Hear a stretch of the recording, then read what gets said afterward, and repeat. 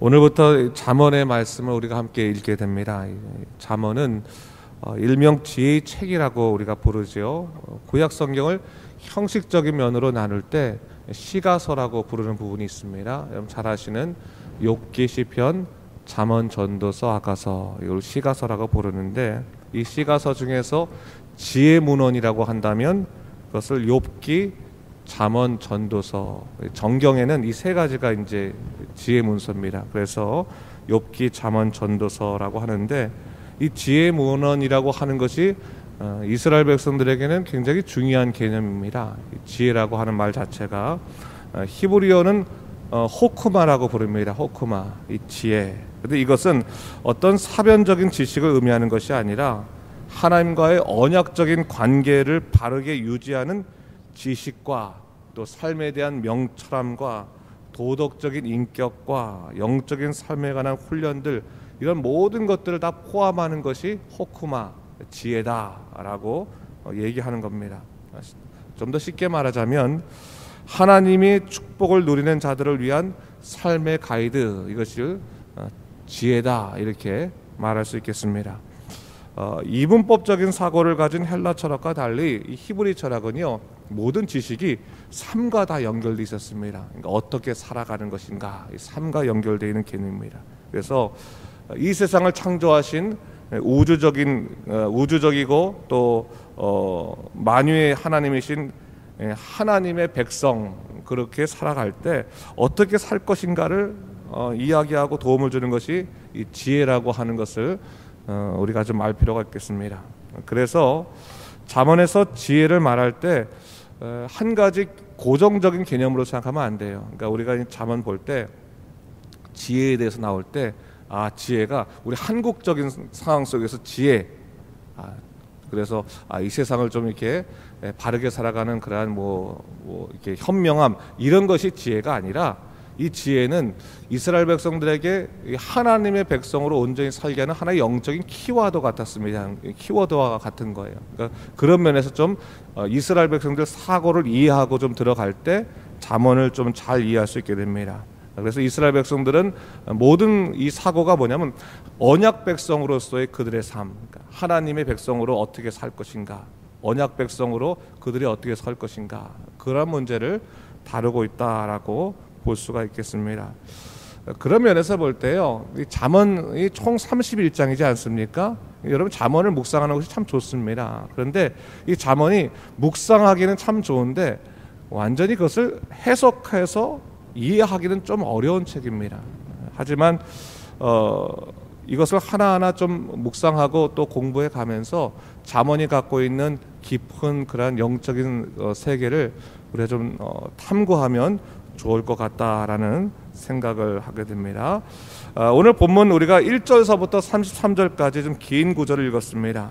잠언 1장은 잠언 전체의 서론격이 되는 장이라고 볼 수 있겠습니다.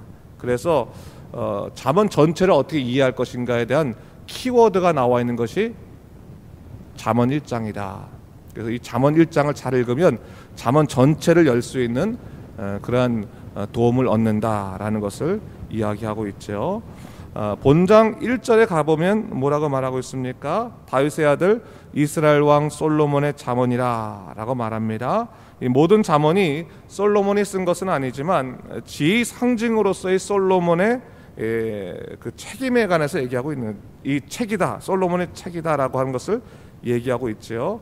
그래서 이 책의 목적이 뭐냐에 대해서 2절부터 4절까지 보니까 뭐라고 말하고 있습니까? 이는 지혜와 훈계를 알게 하며 명철의 말씀을 깨닫게 하며 지혜롭게 공의롭게 정의롭게 정직하게 행할 일에 대하여 훈계를 받게 하며 어리석은 자를 슬기롭게 하며 젊은 자에게 지식과 근신함을 주기 위한 것이니, 얘기하고 있어요. 크게 볼 때 지식적인 측면이 있다. 뭡니까? 하나님의 지혜와 훈계를 알게 하고 말씀을 깨닫게 한다. 이 잠언은 그런 목적이 있다. 또 실전적인 측면에서의 중요성이 있다. 지혜롭게 공의롭게 정의롭게 정직하게 살게 하고 행한 일에 대해서 훈계를 받게 한다, 이런 차원의 목적이 있고, 또 교훈의 대상적인 측면을 또 얘기하고 있어요. 뭐라고 말합니까? 어리석은 자에게는 슬기롭게 하고 젊은 자에게는 지식과 근신함을 준다라고 이야기하고 있습니다.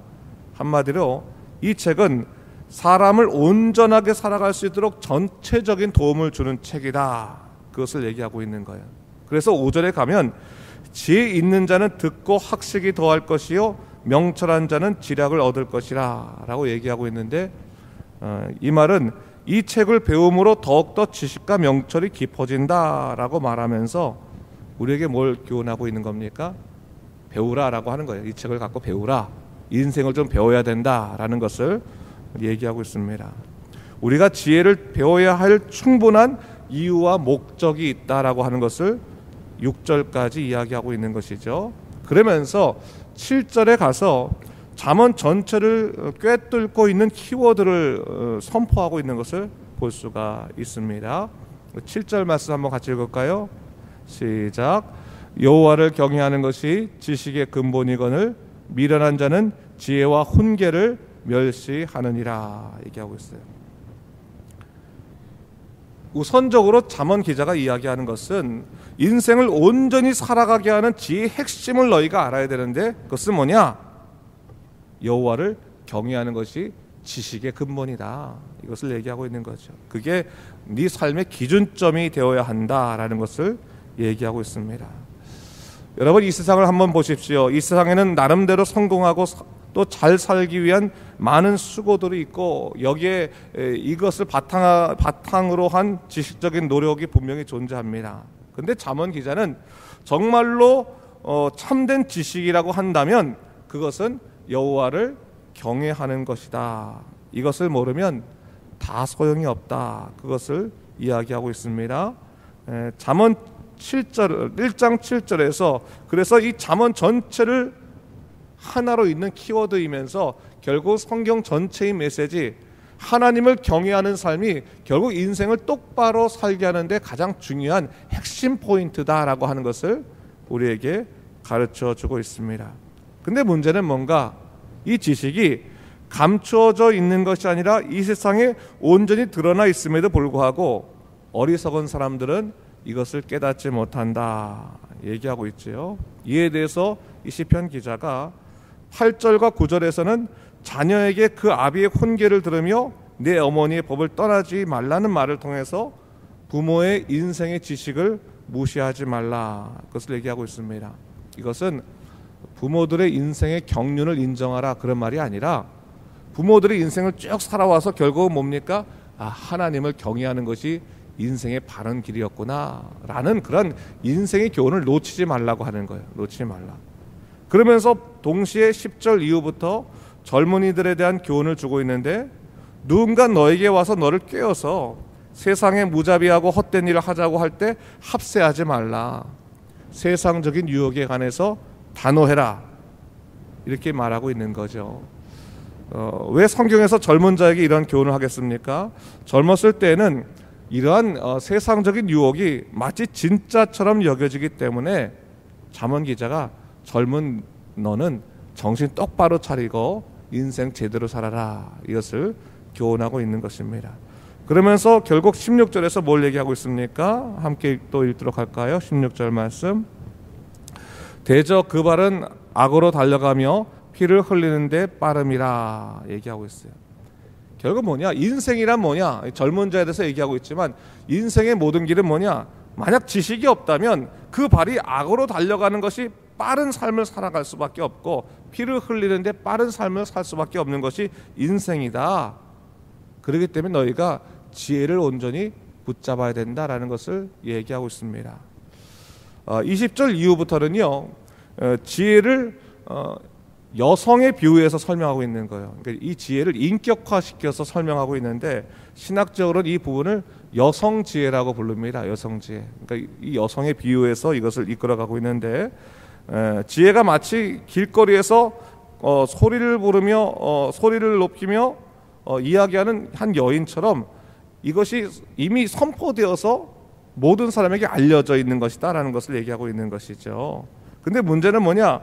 이미 지혜가 선포되어 있음에도 불구하고 어리석고 거만한 자들은 이것을 듣지 않고 미워하고 그렇게 살아가는데, 결국 지혜를 거부하는 삶은 재앙을 겪고 말 것이다 라는 것을 강하게 이 시편 기자가 이야기하고 있습니다. 그러면서 오늘 본문 29절에서 30절까지 어떻게 말하고 있습니까? 우리 다 같이 한번 또 읽어볼까요? 시작. 대전 너희가 지식을 미워하며 여호와 경외하기를 즐거워하지 아니하며 나의 교훈을 받지 아니하고 나의 모든 책망을 업신 여겼음이니라 얘기하고 있습니다. 잠언 기자는 본장 1장을 시작하면서 뭘 얘기하고 있냐면, 이 세상에는 재앙받는 자가 반드시 있다라고 말하면서 그 재앙받는 사람들은 어떤 사람이냐? 지혜를 거부한 사람이다라는 것을 얘기하고 있는 것이죠. 그래서 너희가 지식을 미워하고 여호와 경외하기를 즐거워하지 아니하며 라고 하는 건 뭡니까?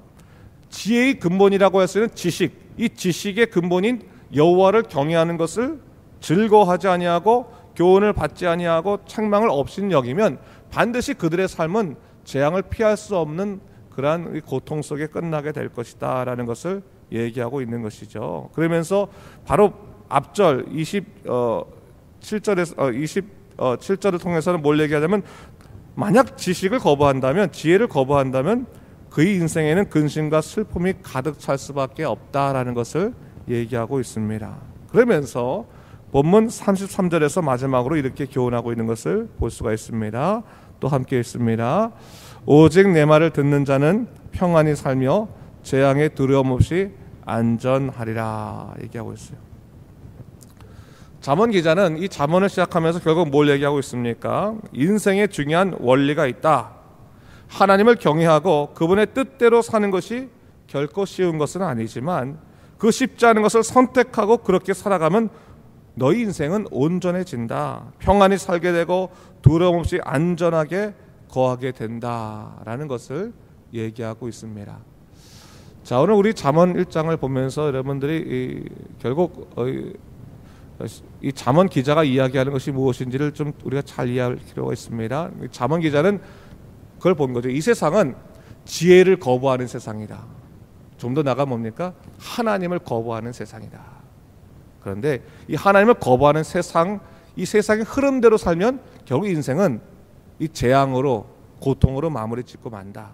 너희가 지금 지혜로운 삶을 살아야 되는데 이 지혜의 한 핵심이라 할 수 있는 여호와를 경외하는 지식을 너희가 분명히 세우지 아니하면 너희는 결국 망하는 삶을 살 것이다 라는 것을 강하게 이야기하고 있는 것입니다. 이것이 잠언 전체에서 말하는 하나의 핵심입니다. 핵심. 간단하지만 여호와를 지식의 근본으로 삼고 살아가는 것, 삶의 기준점으로 놓고 살아가는 것, 그것이 결국 인생을 제대로 살아가는 것이다.